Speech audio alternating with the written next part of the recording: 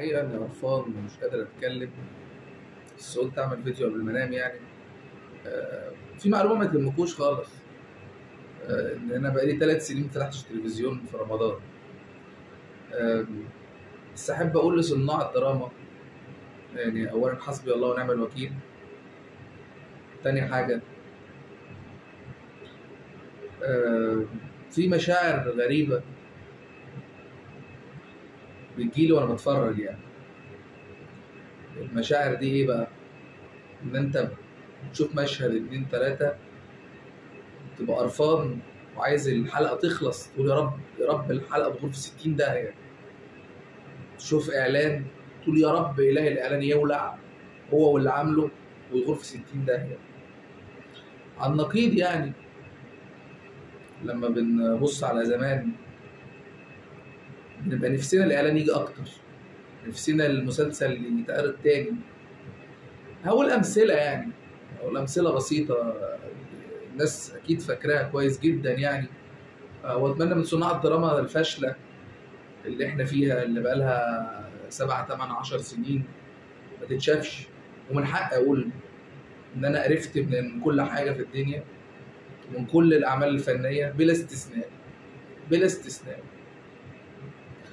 كان في مسلسل مثلا اسمه أبو العيلة البشري، كان في مسلسل اسمه حضرة المتهم أبي، كان في لن أعيش في جلباب أبي، كان في إبراهيم الأبيض في اليوم الأسود يحيى الفخراني، كان في محمود عبد العزيز مسلسل محمود المصري. المسلسل ده كان ناجح جدا. مهم يعني بدون ذكر اسماء كتير، انا حافظ كل المسلسلات بس مش لازم اقولها كلها، بس دي مسلسلات تدرس. النقطة التانية اللي انا مش عارف انا اللي غلط فيها ولا الدنيا يعني، انا بقيت بسمع المسلسل او بشوفه يعني مش فاهمه. انا شايف دايما ديالوج بين اتنين، حاسس ان السيناريو بيتهري فيه، مش فاهم فيه اي حاجة. على النقيض برضو المسلسل القديم، لو سمعته بس بودنك عارف الاحداث وفاكر الناس وعارف كل شخصيه والاصوات بتاعت كل كاركتر، انت عارف مين الممثل بيمثل ده بودنك مش بعينك. دي حاجه مش موجوده تماما دلوقتي. الحاجه الاخيره بقى للمخرجين، حسبي الله ونعم الوكيل فيكم طبعا يعني، ان بحس انتوا ما بتسيبوش مساحه للممثل يمثل. ليه بقى؟ بحس ان هو بيرص الكلمتين اللي في الايه، اللي في السيناريو او السكريبت يعني.